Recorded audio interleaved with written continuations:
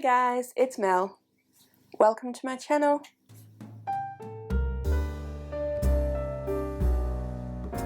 So for today's video I am going to do the mid-year freakout tag.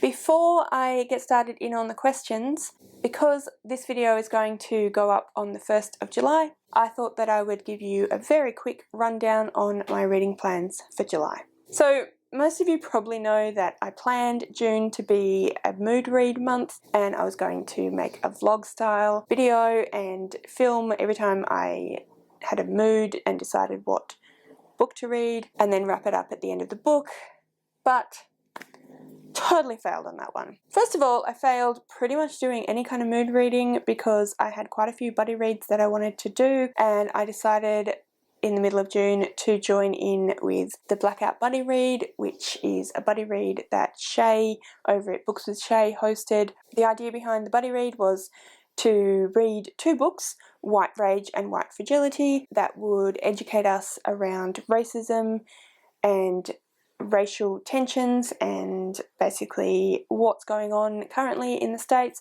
what has been going on in the States for hundreds of years. And also I decided to take that one step further sideways and read an extra book talking about that concept in Australia specifically. So June was a total non-mood read as it turns out. So for July I'm going to try again, but again I have a few extra things because I'm also going to go in the reading rush, and I will have a TBR video for that closer to that week. But otherwise I'm going to try and have a mood read and we'll see how we go. So that's very quickly my July plans. Now let's do the mid-year freakout tag. So the mid-year freakout tag was created by Ellie and Chammy, I think is the other person's name. I will link both of their channels in the description below and in the eye up above, so you should go and check those videos out. And now, the questions. Got my book ready. The best book that you have read so far this year. I was a little bit short-sighted and didn't bring the books with me, so I'm going to have to put up a little image. So to answer this question I chose two books, one non-fiction, one fiction. So the first one, you will not be at all surprised, is Ninth House by Leigh Bardugo. I have raved and raved and raved and raved about this book, so I'm not going to go into any detail at all. I just love this book. It blew me away. I wasn't quite sure what to expect. I thought that it looked interesting and I'd probably enjoy it, but I didn't expect to absolutely love it the way that I did. I'm actually really keen to reread it sometime soon, so potentially that will happen in my mood July. But yeah, Ninth House by Leigh Bardugo. And the second book is White Fragility by Robin DiAngelo. It was confronting, it was upsetting, it was interesting, it was educational. I would suggest that you go and watch the videos that Shay has made to do with the Blackout Buddy Read. I should have directed you there a minute ago anyway, so I will link Shay's channel in the description below. There's been some great discussions. If you just want to see another awesome booktuber, then definitely go and check out Shay's channel. Like I said, it's linked below and also in the eye. But yes, I just found it so interesting and educational and eye-opening, and there were lots of things that I was personally confronted by and caused me to really think about some of my own attitudes and behaviours. That was a little hard, but it's also really important, so I really appreciated that, and I just think it was super powerful. Favourite books so far this year: Ninth House by Leigh Bardugo and White Fragility by Robin DiAngelo. Question 2. My favourite sequel. That is actually behind me, and it is Starsight by Brandon Sanderson. I've actually not finished this book. I am very close to being finished. It's a buddy read, so I'm not 100% sure actually where Hayley's up to. We need to double check with each other, and I'm hoping we'll have finished it by the time this goes live. Anyway, but yeah, I just think this is fantastic. I love this duology. Skyward is the first one, and I really like the way that Brandon Sanderson took this sequel into a totally different direction from what I was expecting, and added a whole different layer of storyline and information and world building, and it was just phenomenal. These two are my first Brandon Sanderson books, which, given how much of a fantasy person I am, may be a bit of a surprise to a lot of people. It's quite a surprise to me, actually. I should probably get on that. But anyway, this was my favourite sequel so far this year. So the next question and the one after are two fairly similar questions, but the way I've taken it is the next question is a new release that's come out in the first part of the year that you haven't read yet, but that you are anticipating and looking forward to. And for that, I have chosen My Dark Vanessa. I'm not sure who that's by, but it will be in the image I put up here. I have heard about this from a few different booktubers, particularly Merphy Napier. She has spoken very highly of it. So has Kat from Brews and Reviews, and like I said, a number of other different booktubers. I should say that any booktubers that I talk about in this video I will put in the description, so go check them out. But yeah, it sounds, again, really confronting. It sounds really interesting. It sounds really well written. It sounds like a great character study. So I'm really keen to read that one at some point.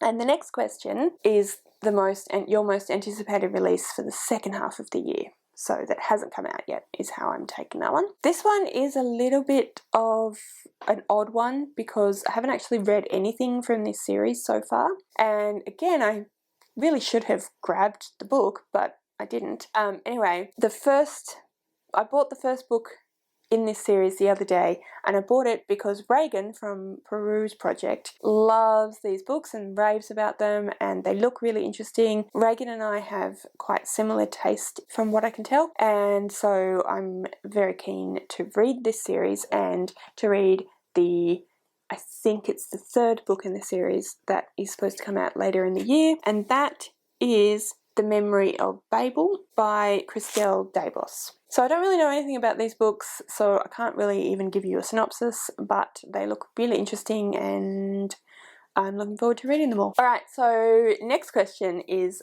the biggest disappointment for you this year. I'm sorry guys, but my biggest disappointment was Daisy Jones and the Six by Taylor Jenkins Reid. I said in a couple of videos where I talk about this book that I didn't hate it. It's probably about middle of the road for me, but it was just disappointing because it didn't live up to all the hype. Basically, almost everyone that talks about this book loved it. It was quite a lot of people's favourite book of the year last year, so I was really anticipating to love it. I was anticipating to just find it amazing, have it blow me away, and it didn't. So like I said, it wasn't that I didn't like it, it was that I just didn't love it as much as I was expecting to. The main reason is because I thought that I thought it was too long, basically. So there's quite a few sort of angsty bits in especially the middle of the book, and the different characters, particularly Daisy and Billy, are complaining quite a lot about what they're going through, and that's totally understandable, but it was just not as... I just got a bit bored of it. So yeah, I would have appreciated if it wasn't quite so angsty and if it wasn't quite so long. And I think that has been compared to, by a lot of people, the sort of MTV specials where they talk about different bands, and the difference being that, first of all, that's a real band versus Daisy Jones and the Six, which were not. But also, oftentimes you're watching it because you know the band, so you're interested in their background stories, you're interested in some of the gossip, whereas I just didn't feel like that with Daisy Jones and the Six. I think it missed the mark a little bit there. Like I've said before, I appreciate the attempt, I appreciate what she was trying to do, I can see why people love it so much, but for me personally, I just felt that it missed the mark a little bit. So that was that. Biggest surprise, and again another book that I didn't grab. Really prepared, guys. My biggest surprise this year was Skyward, also by Brandon Sanderson, which is the prequel to Starsight, and I was surprised at how much I love it, although I probably shouldn't have been, because like I said, so many of the people who have very similar taste in fantasy to me, and in general seemingly to me, love Brandon Sanderson, but I was surprised because I'm not a big reader of science fiction. I am not a big reader of YA, so even though it was an author that I thought I probably am going to like, it wasn't a genre or a category that I am particularly familiar with, so I was just surprised at how much I loved it. And yeah, they're amazing books, highly recommend. Next question is a fictional crush from this year. Guys, I think I'm a bit old for fictional crushes, to be honest with you. I'm 40. I don't really crush on people. Anyway, I don't have one. I don't have a fictional crush. Sorry. Next question is new favourite character. I'm going to go with Spencer, again from Skyward and Starsight. I really enjoyed Spencer's character. I think there's a lot of character growth. I think that even within the character growth, her personality is still very similar, and the way that she responds to certain situations is still the same throughout the books, but she does grow a lot and develop a lot. She is very well-rounded, very believable, even though it's a science fiction, so it's a totally made-up universe. It's still very believable the way the characters react and respond to things. Yeah, I just think it's great. I think that Spencer's great. I think that she's well written, and I really come to like her character, even though she's quite different from me. I think that I would really like her if she were an actual real life person. That was that. Next question is a book that made you cry. I don't know if it's just that I have become less teary. I used to cry in TV shows, movies and books all the time, and I haven't really cried about anything like that this year. Maybe I'm just more emotionally resilient than I used to be. Yeah, I mean, I've read some really great books, I've read some really moving books, I've read some really interesting books, but nothing that's made me cry, so there you go. A book that made you happy, and for this one I'm going to choose the Folk of the Air trilogy. I read a whole bunch of books that made me happy this year for various reasons, but these three were just really fun, really enjoyable, and they were fantastical. They were about fairies. I love books about fairies. I haven't really read many, so that was really fun. And yeah, I just really enjoyed my experience reading those books. So, Folk of the Air. Favourite book to movie adaptation from this year? Emma. If you haven't seen the newest adaptation of Emma, go and see it. Even if you're not a massive classics person, even if you haven't read Jane Austen, it is so good. It's done so well. And they've really found some of the nuances of the story and Emma's character that I feel like I didn't even notice, and I've read Emma quite a few times now, which makes me feel like I want to go and reread Emma. It was so well shot, it was so well acted, it was so well scripted, it was well directed, it was just everything that a movie should be, everything that a Jane Austen adaptation should be. Just beautiful. Go and watch it, it's amazing. The next question is the most beautiful book that you have bought this year. I have a few contenders. So, first of all, I have The Starless Sea by Erin Morgenstern. I think this cover is just beautiful, and on the back it's also beautiful. I love the colours, I love the swirls, even the spine is beautiful. But I really love the swirls on the back there. I think it's amazing. And same again, I love this picture as well. I really like the detail of how we've got this running figure in the background of both of the pictures, even though the pictures are still very different. And I love the way we've got the key, the sword, and the bee, which is an important motif in the book itself. So yeah, that one is definitely a contender. And the other two are books that I have bought actually very recently, and they are these two, The Children of Blood and Bone and Children of Virtue and Vengeance by Tomi Adeyemi. So I think this one is my favourite of the two. look at the foiling on this. It's just beautiful. That one, but then I also still really love The Children of Virtue and Vengeance as well. And I love the foiling of the words there. These three. So the next question, and it is the penultimate question, and that is your favourite video that you've made so far this year. So I'm going to say a recent upload, and that is the 5 reasons why the TV show The Good Place is one of the best TV shows ever.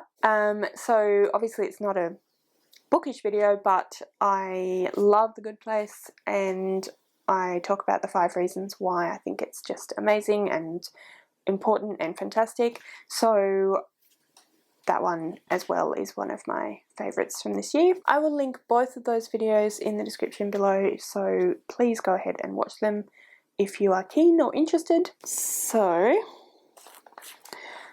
when I was planning for this video, I thought that the last question said that you had to say 6 books that you need to read this year, but it actually doesn't. That was someone else's take, and for some reason I thought that that was the question itself. Anyway, so the question actually says to just say a book that you are definitely have to read by the end of the year, and I have gone through and chosen 6 because that's what I thought. Well, I sort of have, because one of them is not really a book so much as I need to read some more Brandon Sanderson. Now that I know how much I like him, and so many people have told me to, I need to read some Brandon Sanderson. I don't really know enough to know which one I want to start with and to go on with, and I'm not all that concerned either. I have been potentially considering doing a reread of the Wheel of Time series because I actually never finished that series, so I never read the Brandon Sanderson books that he wrote at the end after Robert Jordan passed away. So I'm considering doing that, which potentially might mean that I'll read those Brandon Sanderson books. Anyway, if you have a suggestion for your favourites or what you think I would like, please do comment below and let me know where I should start. Thank you. Next up is The Miseducation of Cameron Post. I didn't write down who that was by. It'll be up here. So this is a book that I downloaded a while ago because Emma from Drinking by My Shelf mentioned this book in a video and thought that it was amazing, and it sounded really interesting, and I've really been keen to read it and really been meaning to read it. I just haven't quite got there yet, so I really want to read that by the end of the year. Next up is this giant book, The Priory of the Orange Tree by Samantha Shannon. It's a huge book, as you can see. It is 804 pages long. It's going to take a while to read this one, but it's really interesting sounding. I think it'll be great. Faye from Mystery Date with a Book absolutely loved it and raved about it in a video that I will link below. But also the other reason why I have to get this by the end of the year is because a colleague lent it to me, so I really do need to read it so that I can give it back to her. The other one is also up here, and that is Pumpkinheads by Rainbow Rowell and Faith Erin Hicks. I bought this one not hugely long ago. I am planning on doing a haul, by the way, soon. Anyway, and it looks really fun. It was suggested to me as a comic book that might be a good place to start. So yeah, I really want to get to this one before the end of the year. Another series of books that I really want to at least start by the end of the year is The Diviners by Libba Bray. This is actually, these 2 books, The Diviners and Lair of Dreams, are books that my parents lent to me recently, so I really do want to read them soon, partly because, again, they've been lended to me, and partly because they just sound really interesting and I think I will really enjoy them. And that's it. Those were all the questions for the mid-year freakout tag. So thank you so much to Ellie and Chammy for creating this tag. It was really fun to do. I'm not going to tag anyone because I feel like most people are making this video if they are wanting to make this video. So if you haven't and you want to, consider yourself tagged. If you have any comments about any of the books that I talked about, if you have a recommendation for me insofar as the Brandon Sanderson books are concerned, or you just want to talk in the comments, please do so. Thank you so much for watching. I really hope that you liked this video. If you did, please give me a thumbs up. Don't forget to subscribe to my channel, and I will see you next time.